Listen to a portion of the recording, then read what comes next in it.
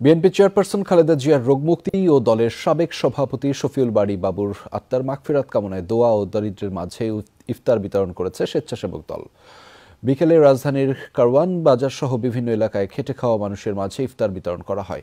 এর আগে বিভিন্ন মসজিদে দোয়া ও মোনাজাতে অংশ নেন স্বেচ্ছাসেবক দলের নেতাকর্মীরা। এ সময় স্বেচ্ছাসেবক দলের সাধারণ সম্পাদক আব্দুল কাদির ভূঁইয়া জুয়েল অভিযোগ করেন, তাদের শান্তিপূর্ণ মানবিক কর্মসূচিতে বাধা দিচ্ছে সরকার। প্রত্যাশা করেন হাসপাতালে পরীক্ষা নিরীক্ষা শেষে খুব শিগগিরই বাসায় ফিরবেন খালেদা জিয়া।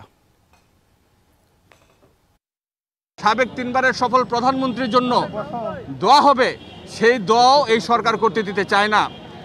আসলে এই সরকার জনগণের সরকার নয়, এই সরকারের জনগণের প্রতি কোনো দায়বদ্ধতা নেই এবং দেশের সিনিয়র সিটিজেনদের প্রতিও তাদের কোনো দায়বদ্ধতা নেই বিধায় তারা এই ধরনের আচরণ করছে।